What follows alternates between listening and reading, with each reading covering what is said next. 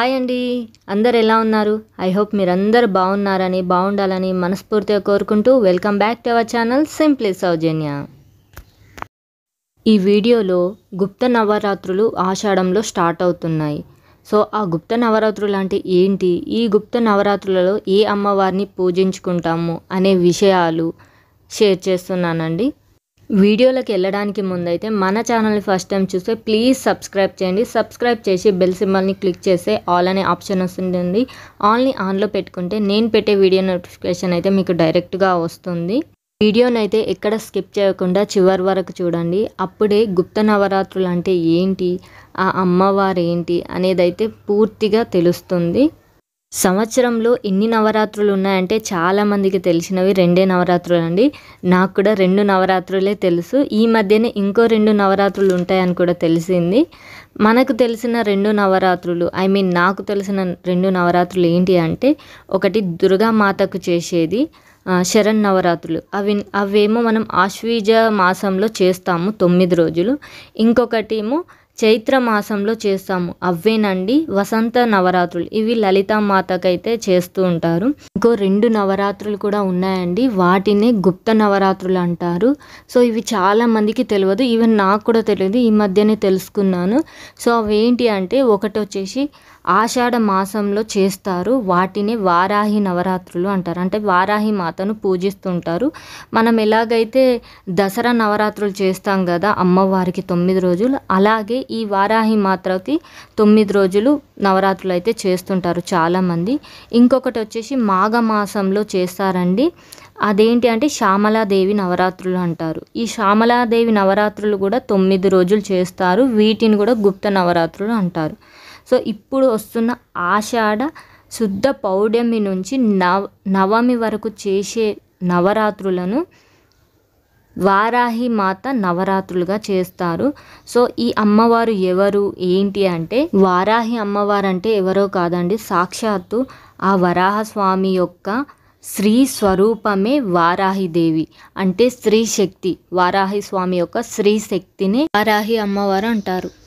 ఈ వారాహి అమ్మవారి స్వరూపం ఎక్కడి నుంచి వచ్చింది ఏంటి అంటే, మనకు పురాణాలు ఉన్నాయి కదండి, అందులో బ్రహ్మాండ పురాణంలో అయితే లలితాదేవి చరిత్రలో ఈ వారాహి అమ్మవారి గురించి అయితే ప్రస్తావన ఉందండి. లలితాదేవికి సైన్యాధిపతిగా ఈ వారాహి మాత ఉంటారంట. అంటే లలితాదేవికి పరివార శక్తులలో ముఖ్యమైన శక్తిగా వారాహి అమ్మవారు అయితే ఉంటారని చెప్తారు. ఇంకొకటి, వారాహి అమ్మవారు శక్తి స్వరూపంలో ఒకరుగా చెప్తారండి. ఈమెను సప్తమాతృకలో ఒకరిగా కొలుస్తారు. లలితాదేవికి సైన్యాధిపతిగా ఉంటూ వారాహిదేవిని వర్ణిస్తారు. అందుకే మనకు లలిత సహస్రనామంలో కూడా వారాహి అమ్మవారి నామం అయితే వినబడుతూ ఉంటుంది. వారాహి అమ్మవారి రూపం ఎలా ఉంటుందంటే, ఫేస్ వచ్చేసేమో వరాహ రూపం ఉంటుంది, శరీరం ఆకృతి మాత్రం మామూలుగానే ఉంటుందండి.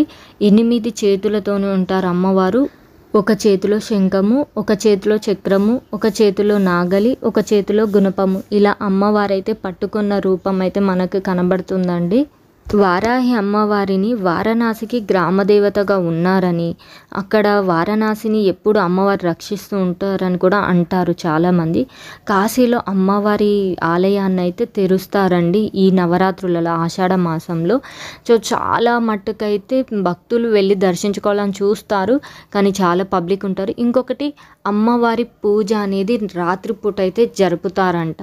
సో దీని గురించి నాకైతే ఎక్కువ తెలీదు, ఏదో కొద్దిగా తెలుసుకున్నది మీతో షేర్ చేసుకుంటున్నాను. ఈ వారాహి అమ్మవారిని అయితే ఎక్కువ శాతం తమిళనాడు సైడ్ కానివ్వండి, కాశీ కానివ్వండి, వారణాసిలో కూడా పూజిస్తూ ఉంటారండి. అక్కడ టెంపుల్స్ కూడా ఉన్నాయి అక్కడక్కడ. ఇంకోటి, మన తెలంగాణలో కూడా నాకు నేను తెలుసుకున్నది ఏంటంటే 2-3 టెంపుల్స్ అయితే ఉన్నాయని తెలుసు. ఒకటి సికింద్రాబాద్లో ఉంది, ఇంకొకటి వచ్చి రామకృష్ణపురం గేట్ దగ్గర కూడా ఒకటి ఉందని తెలిసిందండి.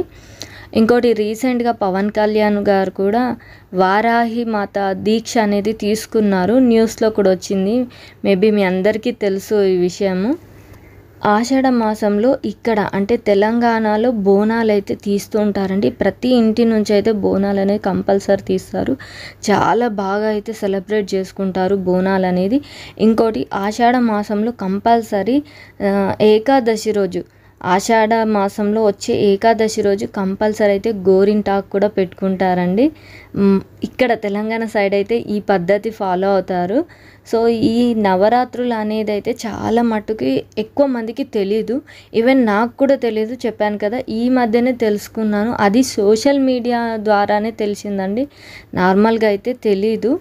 నేనైతే ఈ వారాహి అమ్మవారి పూజ అయితే ఇప్పటివరకు చేయలేనండి. అందుకే నాకు వీడియో పెట్టడానికి ఏ ఫొటోస్ లేక ఇలా ఇమేజ్ అయితే పెట్టి మీకైతే ఏదో కొంచెమైనా ఇన్ఫర్మేషన్ అనేది అందించాలి. ఎందుకంటే గుప్త నవరాత్రులు కూడా చాలామంది చేస్తున్నారు ఈ మధ్య. సో అలాంటి వాళ్ళకు యూజ్ అవుతుందని అయితే ఈ వీడియో పెట్టానండి.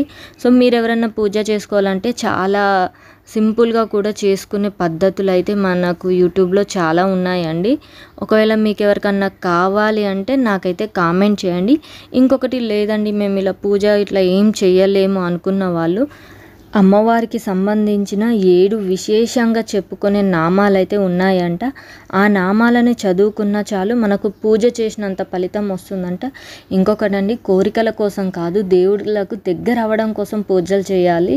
సో అలా చేస్తేనే మనకు అమ్మవార్లది కానివ్వండి ఏ దేవుళ్ళదైనా అనుగ్రహం అనేది దొరుకుతుంది. ఆ దేవుళ్ళే మనం వింటున్నప్పుడు ఎలాంటి స్పెషల్గా కోరికలు అయితే కోరుకోవాల్సిన అవసరమే ఉండదు. ఎందుకంటే వాళ్ళే స్వయంగా మనతో ఉన్నప్పుడు ఆ కోరికలు ఆటోమేటిక్గా తీరిపోతాయి. అమ్మవారి అండదండ మనతో ఉన్నప్పుడు మనం ఇంకా ఏం కోరుకుంటాం చెప్పండి. నా ఉద్దేశంలో అయితే పూజ అనేది కోరికల కోసము అలా చెయ్యొద్దండి. దేవుడికి దగ్గరగా ఉండాలి. ఆటోమేటిక్గా మనలో ఉన్న కోరికలు కానివ్వండి, సమస్యలు కానీ వాళ్ళే తీర్చేస్తారు. సో మీలో ఎవరైనా చేయాలనుకుంటే నందూరి గారి ఛానల్ కానివ్వండి, ఇంకా చాలామందికి సంబంధించిన ఛానల్స్ అయితే ఈ వారాహి అమ్మవారి పూజ విశేషాలు అలా అయితే ఉన్నాయి. సో అవి చూసి కూడా చేసుకోవచ్చు. బట్ నాకు తెలియదు కాబట్టి నేనైతే మీకు ఇక్కడ ఆ వీడియోస్ కానీ ఫొటోస్ కానీ ఏది పెట్టట్లేదు. ఐ హోప్ మీరైతే ఇక్కడ అర్థం చేసుకుంటారు అనుకుంటున్నాను. ఎందుకంటే నాకు తెలియని విషయాలు నేను మీకు షేర్ చేయలేనండి. ఏదైనా తెలుసుకొని అది కరెక్ట్ అనిపిస్తేనే నేను మీతో షేర్ చేసుకుంటాను. సో అలాగే ఈ వారాహి అమ్మవారిది కూడా అలాగే తెలుసుకొని మీకైతే షేర్ చేస్తున్నాను. మీరందరూ అర్థం చేసుకుంటారని కోరుకుంటున్నాను. ఇంకోటి, అమ్మవారి 7 విశేషమైన నామాలు ఉన్నాయని చెప్పాను కదా. సో అవైతే ఇక్కడ స్క్రీన్ పైన ఇస్తున్నానండి, చూడండి. అలాగే నేను కూడా చెప్తున్నాను. మీరు ఎవరైనా చేయాలనుకుంటే ఎర్లీ మార్నింగ్ అంటే ఏ పూజ అయినా సరే మనం మార్నింగ్ టైంలో చేస్తే పీస్ఫుల్గా ఉంటుందండి. అమ్మవార్ల అనుగ్రహం కూడా మనకి దొరుకుతుంది. ఇంకొకటి, మనం పూజ ఎంత ఆర్భాటంగా చేస్తున్నాం అనేది ఇంపార్టెంట్ కాదు, మనం ఎంత శ్రద్ధగా భక్తిగా చేస్తున్నాం అన్నదే ఇంపార్టెంట్.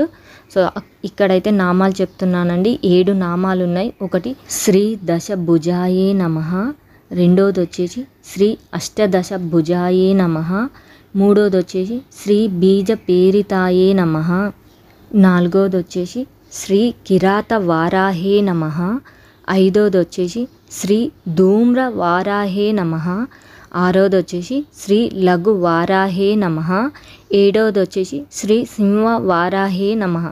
సో తప్పులుంటే క్షమించండి.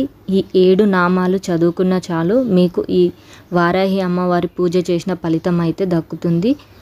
ఈ 9 రోజులు ఈ 7 నామాలను అయితే చదువుకోండి. ప్రతిరోజు మీరు ఉదయం పూజ చేస్తారు కదా, అప్పుడన్నా చేయండి, లేకపోతే ఈవినింగ్ టైంలో అయినా చదువుకోవచ్చంట, ప్రాబ్లం ఏం లేదు. కానీ భక్తి శ్రద్ధలతో అయితే చదవండి. ఉంటానండి. ఐ హోప్ ఈ వీడియో మీకు నచ్చింది అనుకుంటున్నాను. నచ్చితే ప్లీజ్ లైక్ చేయండి. చాలామంది వీడియో అయితే చూస్తున్నారు బట్ లైక్ చేయడం మర్చిపోతున్నారు. మీ లైక్ వల్ల ఇంకో 2-3 అయితే ఈ వీడియో అనేది చేరుతుందండి. వీడియో లైక్ చేయడం అయితే మర్చిపోకండి. అలాగే ఈ వీడియో ఎలా అనిపించిందో, ఇంకేమన్నా సందేహాలు ఉంటే నాకైతే కామెంట్ చేయండి. ఉంటానండి. ఈ వీడియో ఇంతటితో ముగిస్తున్నాను. ఐ హోప్ ఈ వీడియో అయితే మీకు నచ్చింది అనుకుంటున్నాను. మళ్ళీ ఒక మంచి వీడియోతో కలుసుకుంటానండి. ఉంటానండి. Bye bye. Take care.